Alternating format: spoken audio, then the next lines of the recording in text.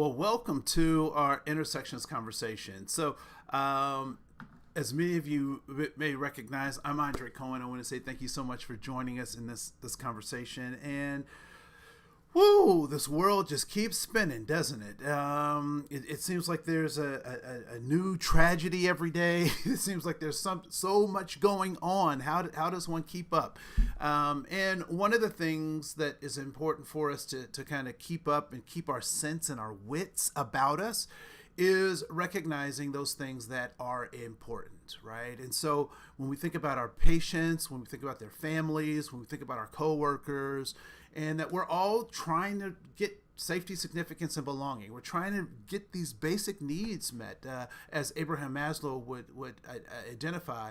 And so that's why we keep doing these touch points, right? So that we have a touchstone that we can come back and say, well, I know how to recognize what's good in other people, even though I may be seeing the opposite in the world. So I think those are important touchstones for us to address. And so with that, we will just remind you of our monthly observances this month. And we're a little bit behind because we spent a lot of time talking about the shooting in the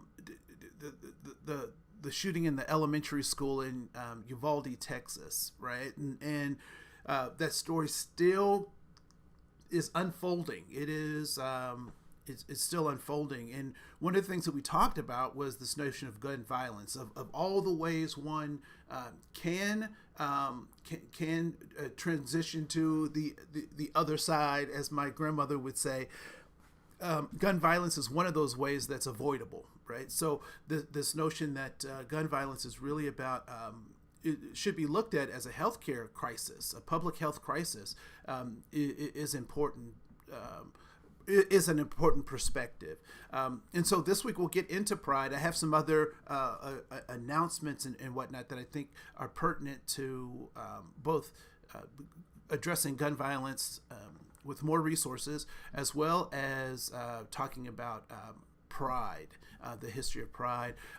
We'll also talk about this week Flag Day and why Flag Day is such an important day. In terms of looking at culture and how it manifests. Flag Day is absolutely one of my favorite days of celebration, given what the flag means to me and my family. And then on June 16th, we'll talk about Juneteenth, which is kind of so it's Juneteenth is kind of the bookend to the Emancipation Proclamation that we talked a little bit about back in January. And so we'll see the fulfillment of some of those things next week on the 16th. And then June 23rd, we'll talk about immigration and its impact on health. So why should we be concerned with the immigration process? And what's the difference between someone who's immigrating and someone who is a refugee, or a person that is a displaced person, or an undocumented person, right? So we'll talk about the kind of the nuances of immigration, because all too often on cable news or whatnot, they really do a wide brush of this immigration process and challenge that's before us, right? So as a nation of immigrants, for those of you whose grandparents made this a choice, immigration looks very different than some folks who have been forced into to moving and relocating from one place to another. And we'll talk about that and how that relates to health.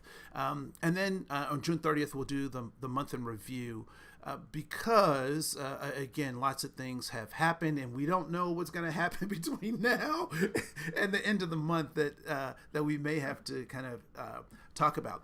And if you haven't, you'll also recognize that we have the July conversations already queued up. And so if you're curious, or in some cases nosy, you can go to those July conversations and get a sneak peek. And maybe next week we'll do a sneak peek on those as well. So There is that.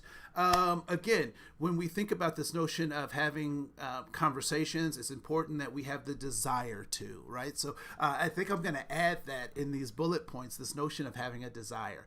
And we have to recognize that people have different perspectives, and that's okay to have different perspectives. However, it's important to weigh their perspective with your own. And so finding that truth, that middle ground, it becomes important. So when you're in these cross-cultural conversations, it's important to focus your attention on your goal. So what is your goal of communicating with folks? Aligning your thoughts and your behaviors to your values, so you act in accordance to your values. Engage in curiosity, not judgment. Offer other people what you need. So if you want to be listened to, then you listen to others. If you need kindness, then you exhibit kindness to others. If you need patience, that's one of the things that I'm working on, then I need to be patient with others. And then give folks grace, because you have been a recipient of much grace. And lastly, treat others how they wish to be treated, with the recognition that the first place to start is to treat them how you want to be treated, but then we graduate to treat them in ways that make sense for them. And we do that by building relationships. And again, many of these resources are right on Revo University. It's the place that you go for your training, for your compliance training, and we'll talk about that in just a little bit. But it's really an opportunity to look at some resources and do a deep dive into this DEI space.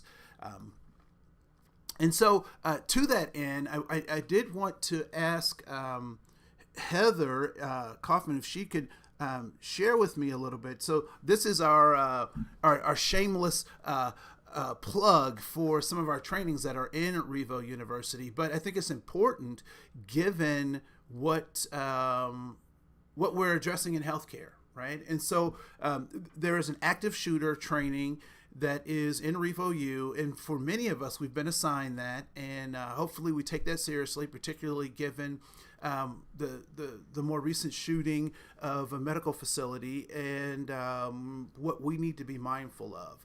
And Heather, do you want to kind of talk to us a little bit about that training, why that's important, and what kinds of things should we be thinking about, particularly given how people have chosen to address their grievances or their disconnectedness. So Heather, and also can you talk a little bit about your role and your position in the organization? That would be great. Yeah, of course. Can you hear me okay? Yeah, I hear you just fine. Great. Yeah, so my name is Heather Kaufman. I am our Compliance and Safety Manager for Revo, and part of my role is education and training throughout the organization with regards to compliance, obviously HIPAA, and also safety issues. So whether that be, OSHA safety, active shooter also falls under that umbrella of training. And so I think it's really important to, I know a lot of people, they get these assignments and they're like, oh, more training, I gotta take this, I know it's a requirement, but it's actually really important to, pay attention to the context too, and, follow through with the trainings and really, put it into perspective, because it's an unfortunate thing, but it is happening on a regular basis in the workplace, and so we just want to be mindful of that, and also be prepared if it is going to, if and when it happens, to us. So Yeah, and go ahead. yeah, I was going to say, I mean, and it's a lot like, stop, drop, and roll, right? So we know that these are skills we're supposed to have, and the more we talk about it, the more it's supposed to get, kind of be in our consciousness.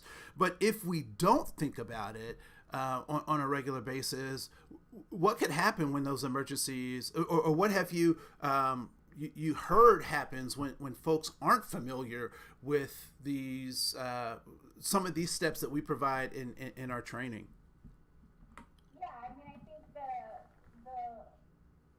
the more we are prepared, hopefully the thought is the better the outcome. Even if it's a active shooter situation, which is a hostile intruder or somebody engaging in killing or attempting to kill people in a confined area, um, with any type of firearm, weapon, a vehicle, any type of tool, that could constitute some sort of deadly force. Hopefully the preparedness that we would have would kind of mitigate some of the deadly force that they would be able to use, right? So if we're prepared and we know, we kind of talked about the three, run out, hide out, fight out. Those are the options that we kind of have in an active shooter situation, and which one is best fit in the time that you're in. So let's say you feel like you have the capabilities of running out, meaning escaping the building, or there's escape path that you could use to get out of the situation. That's probably the best option. If you don't feel that that's an option and hiding out is a better option for you, ensuring that you can lock a door or block the door, or silence your cell phone or silence anything that's making noise around you, hiding behind large objects, obviously remaining quiet. Those types of things are better suited for someone who doesn't have a clear path out of the building, or can't run out. And obviously the last resort would be to fight out. So, that the active shooter or hostile intruder is near you or is coming into the room that you may be in. So obviously acting with some sort of physical aggression, and improvised weapons, whether it's a fire extinguisher you can pick up to hit them with, or some sort of large object that you can pick up and use as a weapon. Those would be your best options. And so just being prepared for either of those three options, and what would work best for the situation that you're in, um, would not only help probably save you, but also potentially help save others in the building as well. Yeah, and that's a really good point that that you make. That is not just to save you, but you're actually you can work with others um, to be helpful in saving them as well, right? So these aren't things that we have to necessarily do alone. For the most part, and I'm making this assumption that for the most part, this is not something. This is something we have to think about, right? Like I know that I will not live forever, so I have to think about like what that end of life thing is, but I don't have to be overly consumed with the fact that at some point I'm going to die, right? Like, and so these kinds of things may happen in the workplace. Um, I guess I don't have a question more than I don't have a question as much as I have a statement that these are things we should think about, but so that we're prepared, but not overly fret over those things. Is that a fair way to say that? Yeah, I would. Yeah, I think that's a fair way to say it. I wouldn't want employees to feel, that this is overwhelming them, or that they don't feel safe, at our workplace. It's just more of the preparedness of, it's unfortunate, but there's so many stats and metrics that, I was reading an article earlier today that said, an armed intruder in your workplace is 30 times more likely than a fire drill or some sort of Wow. fire. It's Armed intruder is 60 times more likely than some sort of like severe weather event, right? Like a tornado, or if you live in an area with a hurricane or something like that. And it's 125 more times more likely than a chemical spill. So those are some other areas of safety training that we provide, from an OSHA standpoint, of like, we need to train our employees on what happens if there's a fire. We need to train them if there is severe weather. In our case, it's probably a tornado. We need to train them on chemical spills and how we clean those up, and how we, you know, take care of those incidences. But it's just crazy to me that armed intruders are, 30 to 100 times more likely than any of those events. Yeah. And I do like how you put that into perspective of other things that we need to train about as well, right? So Mm-hmm. spills, weather. So really, putting this kind of training in that context, that this is just another workplace skill that we need to, unfortunately, that we need to understand and use. And so, where can folks find this training? And have folks been assigned that? Yeah, so good question. From what I understand, it's usually pushed out through the Revo University. And it's to every employee. So every person that has a Revo University account would get an email saying you've been assigned to the active shooter training, and it usually goes out in the month of May sometime every year. So it's an annual training. So you would just log into your Revo University account. It should already be on your to-do list. And if it's not, you can always search and find active shooter trainings. So everyone would have access to it in the Revo University, and it is an annual training. So we push it out every year. It's a video that we watch, and then there's a couple of questions after the video that you would answer. Yeah, it's interesting when I took when I have to double check and see which account I used to do my active shooter training. But when I took it, it was really interesting the way they produce a scenario, right? So there's a gentleman who's all in black, and he's got a bulletproof, not bulletproof vest. I'm not sure what they call that, right? But some kind of vest, that a tactical vest, right? So he's got on a tactical vest that's to kind of ward off bullets. And I remember having a conversation with some folks, and we were chuckling about, and this is before these shootings were happening. About the guy being in technical gear, like he looks like the Terminator, and who would come into a place looking like the Terminator?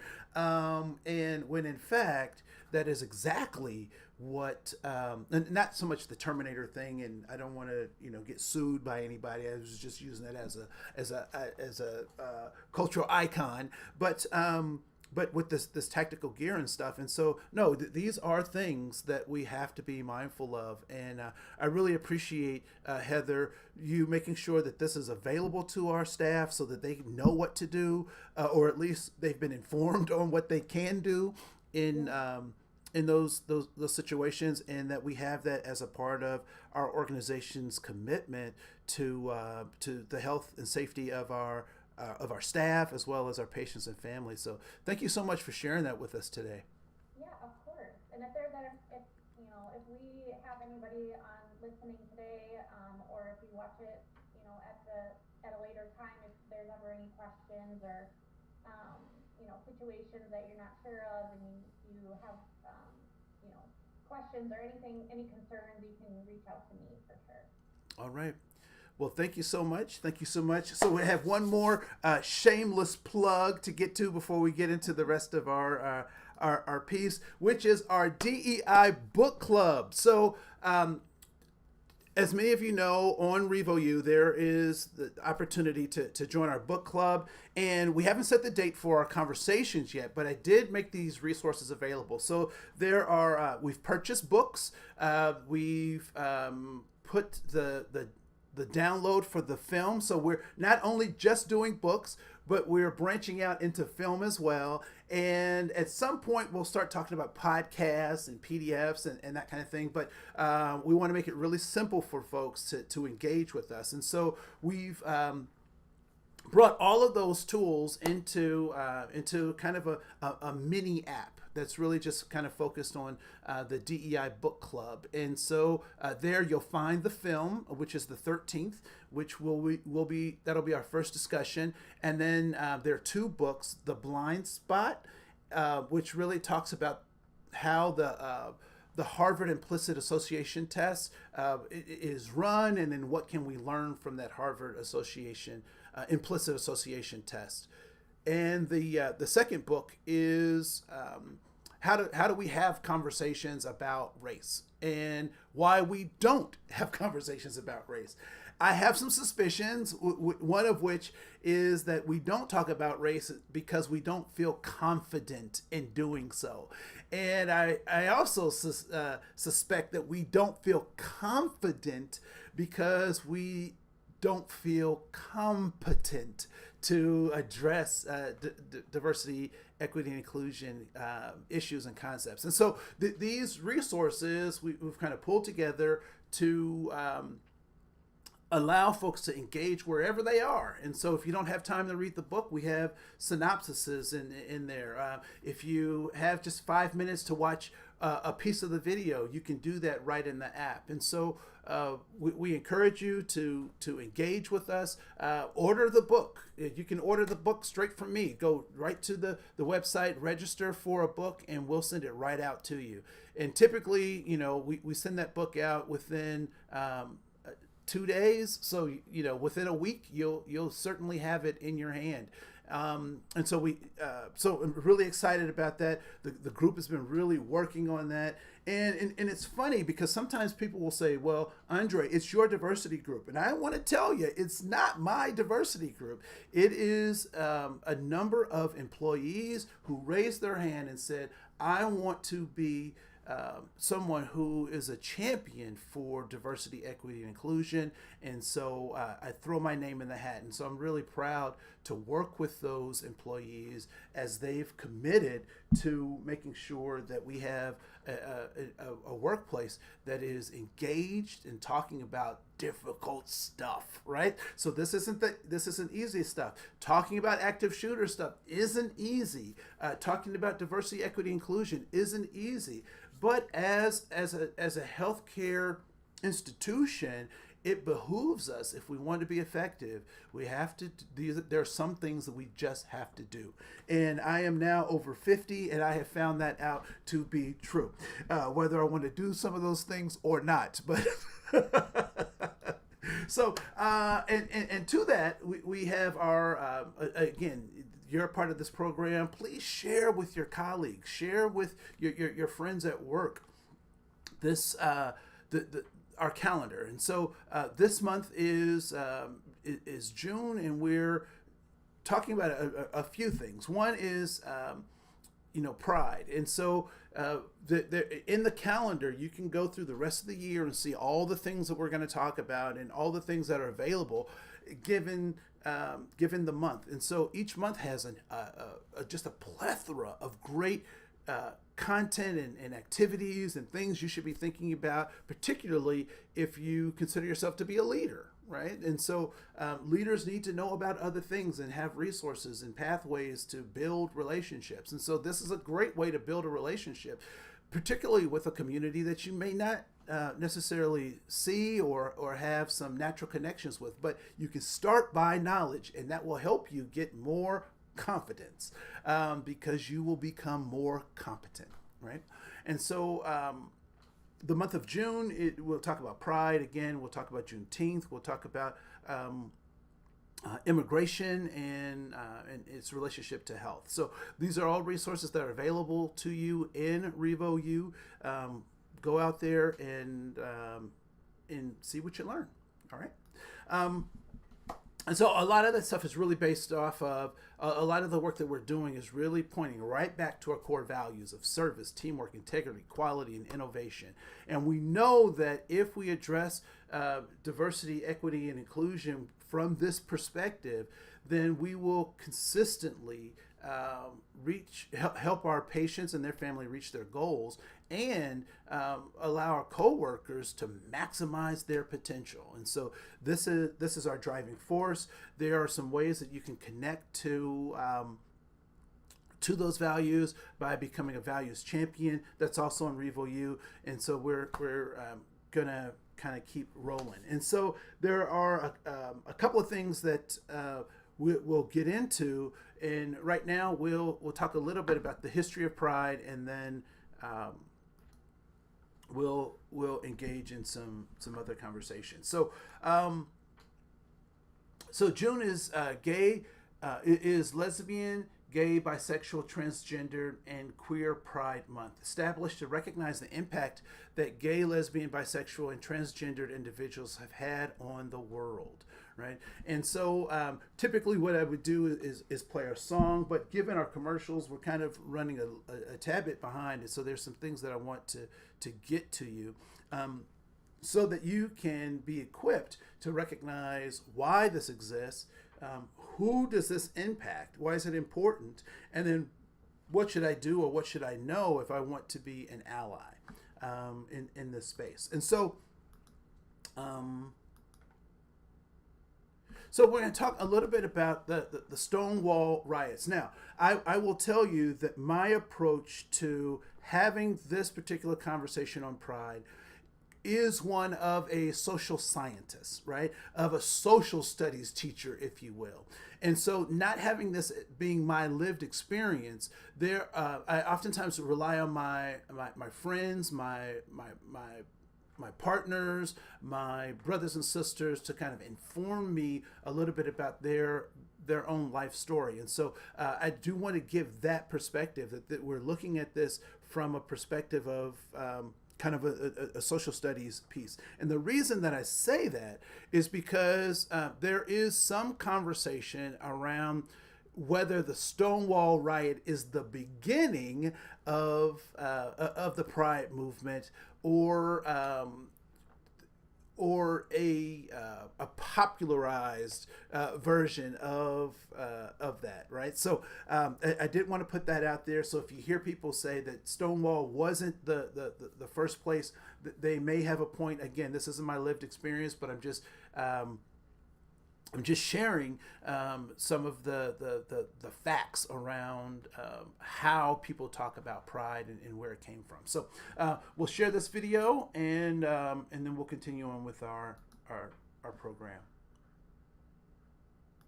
In the early morning hours of June 28, 1969, a riot broke out in front of the Stonewall Inn in New York City.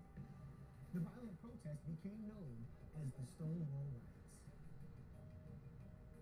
The Stonewall Riots were a watershed moment in the gay rights movement, sparking activism and awareness across the United States. We'll look at the roots of the riots, the events, and their lasting impact. In the 1950s and 60s, homosexuality was still considered sodomy and illegal in 49 states. The punishments varied greatly by state, ranging from heavy fines to imprisonment. In society, members of the gay community were often subject to violence, harassment, and discrimination. In New York City, gay bars were havens for people with diverse sexual orientations and gender identities, places where they could avoid harassment and violence. The Stonewall Inn served as a popular refuge. The Stonewall Inn was owned by the Mafia. The Mafia bribed the police to look the other way. In turn, the Mafia made money overcharging patrons for drinks. Even so, the patrons were not fully safe from homophobia and discrimination. The Mafia would extort wealthy patrons, threatening to out them to their employers and families. Despite the Mafia's bribes, the police still regularly raided the Stonewall Inn and other gay bars, charging them with solicitation of homosexual relations. Trans and other gender non-conforming people were also targeted, subjected to violence, and arrested if they weren't wearing what the police deemed gender-appropriate clothing. This oppression and mistreatment came to a head in the early morning hours of June 28, 1969. 9 police officers entered the Stonewall Inn in a raid. The patrons were fed up.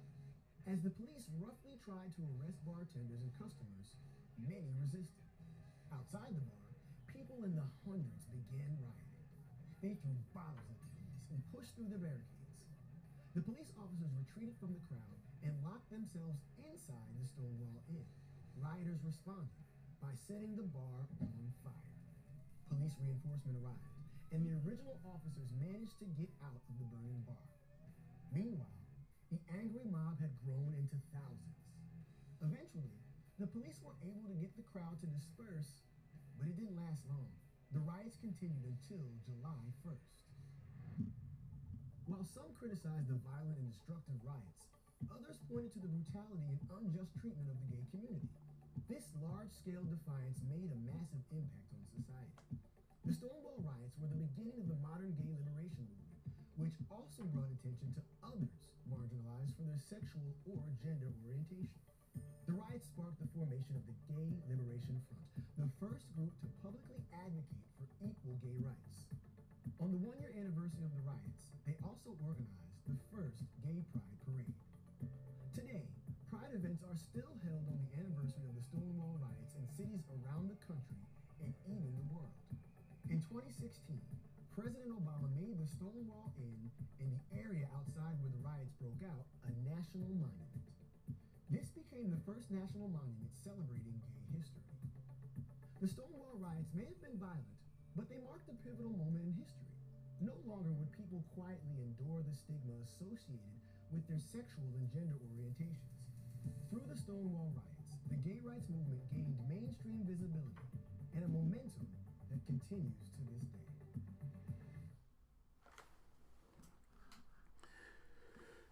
So, I oftentimes think about the pushback people sometimes have for social movements, and again, as an agency who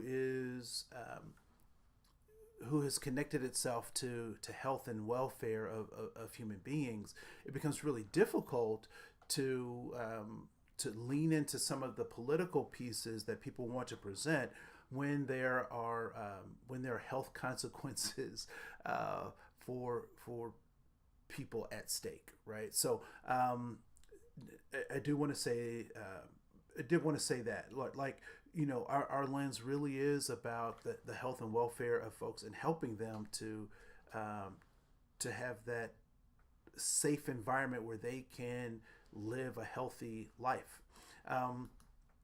To that end, we also recognize that the world is changing, and so in Hennepin County, and more specifically at Children's in Minneapolis, they have a transgendered clinic for youth.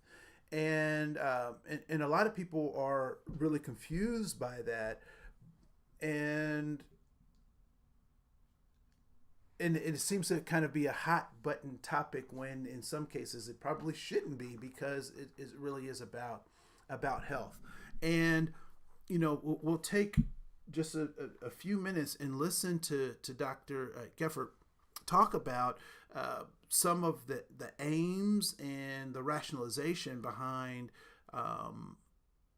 the clinic itself. And so hopefully from a perspective of health care, we can see the importance of even addressing pride when we think about gay, lesbian, bisexual, transgender kids and their rate of suicide, the rate of bullying that happens to them.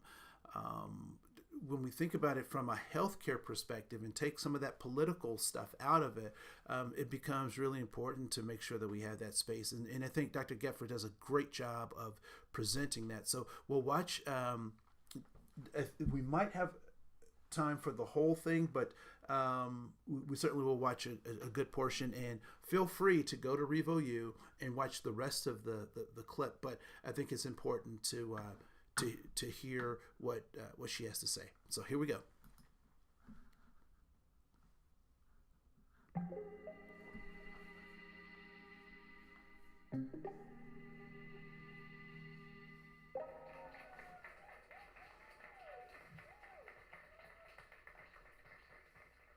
Are you a mommy or a daddy? The little boy called to me one day when I went to pick my youngest son up from the daycare playground. He looked up at me curious, waiting for my answer. But before I answered him, I thought about how many times in my life I've been asked that essential question. Are you a boy or a girl? Sometimes it's actually been more of an accusation, meant to make me feel shame for having an androgynous or ambiguous gender presentation. Sometimes the question's been hurled at me with menace, meant to make me feel unsafe because I've made someone else feel uncomfortable, say in a public restroom. But often, in my role as a pediatrician and as a parent, it's been asked with curiosity, without judgment, a child's genuine attempt to put me into the categories known to them. Now, this little guy was probably about 3 or 4 years old, and I could tell by his tone that he was asking out of curiosity. He genuinely wanted to know which of the 2 adult categories known to him did I fit into. Was I a mommy or a daddy? You see, I look quite a bit like a daddy, but I sound an awful lot like a mommy. So I bent down and I said to him, "You know what? I'm not a mommy or a daddy. I'm a MAPA." "A MAPA," he said. "What's that?" Well, I explained, a MAPA is like a mommy and a daddy, both. "Oh, okay," he said. "So then, what's your favorite dinosaur?" And what it took this little guy seconds to accept, it often takes grown-ups a lot longer to unlearn and realize that more exists among human beings than can be answered with the simple question, are you a boy or a girl? Are you a man or a woman? Are you a mommy or a daddy? Let's move beyond into the age of 4 and 5. They're starting to figure out gender role, or what does it mean to be a boy or a girl? This is when kids are understanding how they should act based on their gender identities, and they're learning about concepts like boys' toys and girls' toys for the first time, which even if we don't teach it to them, all it takes is one trip to Target to figure out which toys belong to who. And so they're first figuring out what do they like. They're trying on different ways of dressing, different costumes. They're doing pretend and imaginary play. They're playing with different types of toys. They're figuring out first what they like, and then is it okay or not? And this can actually be a hard time for all kids, not just kids who are transgender and gender diverse, as they first figure out what they love, and then they figure out might they be punished in big or small ways for being themselves. Now, I mentioned earlier that I'm a parent, and I have 3 boys, or rather I have 3 kids, 6, 6, and 4, who were assigned male at birth and continue to identify as boys. And when our kids were growing up, we tried to expand their gender categories just a little bit. So instead of saying to them, these are boy parts and these are girl parts, we taught them that most boys have penises and most girls have vaginas, just to leave open the possibility that biology isn't destiny and that how someone feels inside or their gender identity may not line up with expectations based on anatomy. They actually adapted quite quickly to this, and I remember the day that one of my sons came up to me and he said, "Mappa, I'm a most boy." I thought, tell me just a little bit more about that. "Well," he said, "you know how most boys have penises, but some boys don't. I'm a boy that has a penis. I'm a most boy." Fair enough, I thought. And yet, despite our attempt to expand gender categories a little bit for my kids, and despite them growing up with a parent who goes by the name of Mappa and who identifies as non-binary, my own kids still brought these gender expectations home with them. I remember one day when my son Theo, he's the beaming, smiling child here in the blue princess dress. I remember when he came home from daycare one day with that exact dress in his backpack. And he said to me, "Mappa, I don't want to bring this dress for show and tell anymore." Now, you can tell by this picture how much Theo loves that dress, and he used to love dressing up in costume, and I could tell it made him feel a little bit sad. So I said, "Theo, tell me why."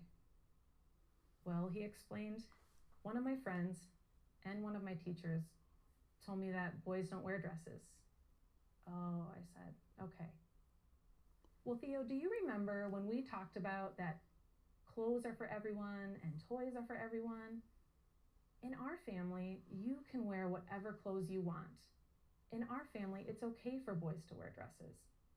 Now, in some families, boys might not get to wear dresses, but those aren't the rules in our house, and that's not the rules in our family." "I know," he said. "I just don't want to anymore." And you know what? He never did. And not only did he never bring that princess dress for show and tell anymore, he really stopped dressing up and playing princess after that. And was it because at 4.5, he was ready to be done dressing up as a princess and playing pretend? Maybe. Or was it because he was worried that if he brought that dress back to show and tell again and violated the rules of being a boy, that he might be punished for that? Maybe. I'll never know the answer to that for sure. But what we do know is that by the time most kids are 6 and 7 years old, they are conforming into traditional gender roles. What I mean by that is that girls are becoming more feminine, boys are becoming more masculine. They're starting to conform their hairstyles, the way they dress, the toys they play with, their peer groups, to what society expects of them based on their gender identities. Now, is this because naturally boys and girls are different?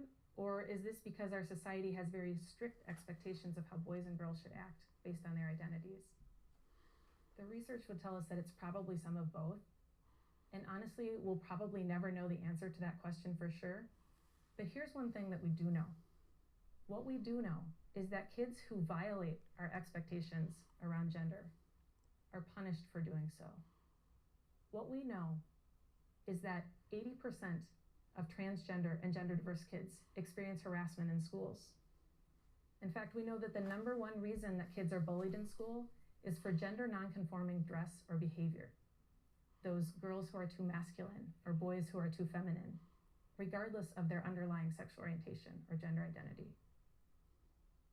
We know that up to 60% of transgender kids are rejected by their parents, and that the disruption of this fundamental attachment has devastating consequences for their self-esteem. One of those consequences being that in some studies, trans and gender diverse kids are 8 to 9 times more likely to try to take their own life. And we also know that the world's changing. We know that in 2016, in the state of Minnesota, when we asked 9th and 11th graders to describe their gender identities to us, that 2.8% of them, or nearly 3%, identified as transgender and gender nonconforming. That's close to 3 times what we've previously found in adult studies. We also know that we're hearing new words and new language to describe gender identity all the time, mostly from the young people in our lives. Words like genderqueer, gender expansive, gender fluid, non-binary, bigender, agender, and on and on.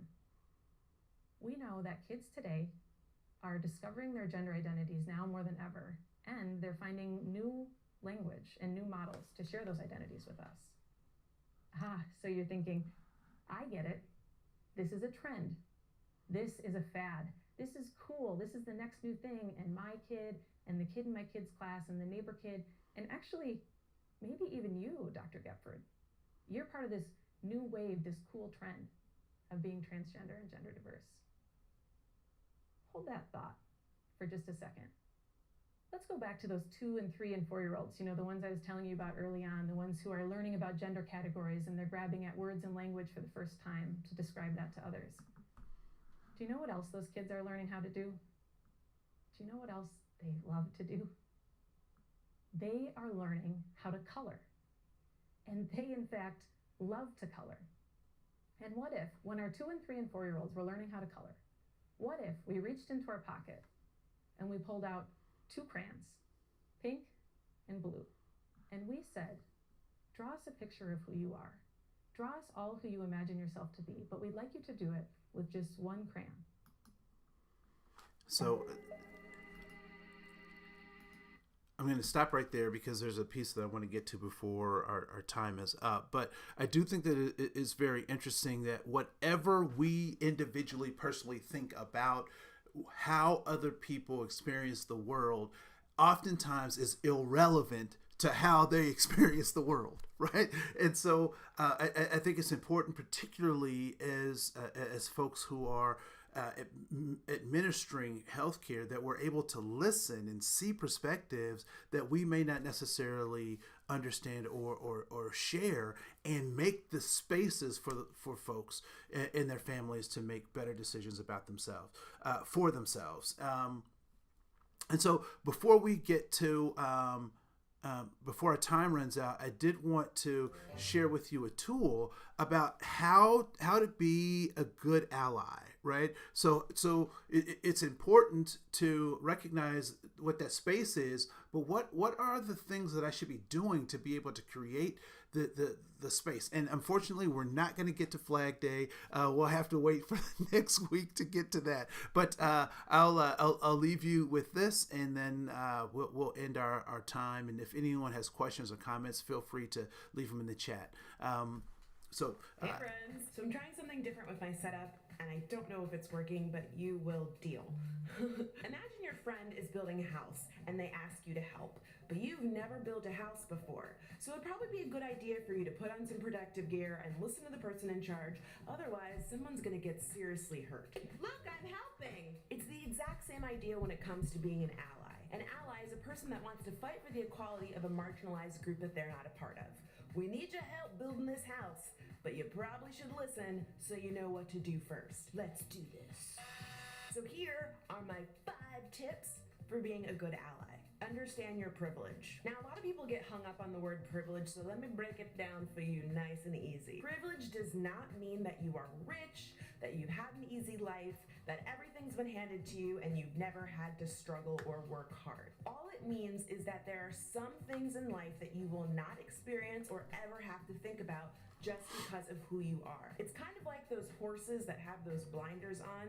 They can see just fine. There's just a whole bunch of stuff on the side that they don't even know exists. So for example, there are currently 29 states where you can legally be fired for being gay, and there are 34 states where you can legally be fired for being trans. Now, as a straight cis woman, those are things that I don't have to ever think about if I don't want to. I'm not going to be fired because I'm straight, and I'm not going to be fired because I'm cis. So it makes sense that before I can fight for the rights of others, I have to understand what rights I have and others don't. That's privilege. Listen and do your homework. It sounds like a no-brainer, but it's not possible for you to learn if you aren't willing to listen. So you gotta know when to zip up the lippa. I don't know. You get what I mean. But that's the thing that's so cool about social media. There are so many people sharing their stories all around the world and connecting with people that they normally would never get a chance to without the power of the internet. So do your homework. Start reading blogs, tweets, news articles, and stories so that you can get caught up on the issues that are important to the communities that you want to support. Speak up, but not over. If the Fight for Equality was a girl group, the ally wouldn't be the lead singer or the second lead singer. They'd be Michelle. An ally's job is to support. You want to make sure that you use your privilege and your voice to educate others, but make sure to do it in such a way that does not speak over the community members that you're trying to support or take credit for things that they are already saying. This isn't Mario Kart. Stay in your lane. Realize that you're going to make mistakes and apologize when you do. Nobody's perfect. Unlearning problematic things takes time and work, so you are bound to mess up and trip and fall. But don't worry, you can brush yourself off and get right back up. And back up! Just remember that it's not about your intent, it's about your impact. So when you get called out, make sure to listen, apologize, commit to changing your behavior, and move forward. Last but certainly not least, actually the most important thing on this list, is remember that ally is a verb. Saying you're an ally is not enough. You gotta do the work. 1 through 4. 1 through 4. As always, there are links in the video description box to some of the things I mentioned in this video, along with some resources that have been really helpful for me as I've gone along in my journey to be more conscious. So I want to hear from you in the comments. What are some sites that you suggest checking out, and what are some things that have helped you become a better ally? Let me know in the comments below. Don't forget to subscribe and help see you when I see you. Bye! I love Chelsea. So I'm trying something different. She has. So I'm trying some. I love Chelsea. She's gone through a lot of transitions since she's done that work, and just really fun to see where she started and now where she is. And so I just want to leave you with a few things to kind of round out this particular session, and things to think and do. So learn the history of anything you celebrate. So if you don't recognize the history behind Pride, then it's so funny. So here's a good story about that. So there's a millennial who walks into a coffee shop, and a guy is in line, and the millennial looks at his shirt, and it's a Pink Floyd shirt. I don't know if anybody has seen that. And so it's the Pink Floyd it's the prism triangle, and so the light is coming through the prism, and then it shows up as a spectrum on the other side of the triangle. And so the millennial says, "Wow, great Pride shirt." Obviously, they hadn't listened to Pink Floyd, so which was interesting. So I'm surprised I didn't get it confused with Led Zeppelin. But at any rate, so recognize knowing history is important. And so as you think about other celebrations, the more you can do some research about that celebration, the more you'll be more effective. Recognize that every celebration does not have to center around you, and so, or you be the center. And so oftentimes a lot of folks, well, why are they recognizing that? Because I don't get a chance to at some point it's just not about you. It can actually be about somebody else. And then use the celebration as an opportunity to build cross-cultural bridges, right? And so even if you don't celebrate or recognize some of these heritage months, please understand that other people do. And this is an opportunity for you to engage and lean in with that individual to learn more about yourself, about your own culture, as well as learning about their life experience. And so those are the things I would suggest that you think and do as we kind of close out this moment. Dr. Gepford's video is available in the and I did not hit record for this whole thing. It is available in Revo U, and so I look forward to hearing some of your responses to her full video and her presentation. So there is that. I want to say thank you so much for engaging with us in this conversation, and I'll see you next week. If there's any questions, comments, observations, please share them in the chat room. I'll try to address them, and we'll keep moving forward. I'll see you next week. This is Andre Cohen for Intersections Conversations. We'll be talking to you. Bye.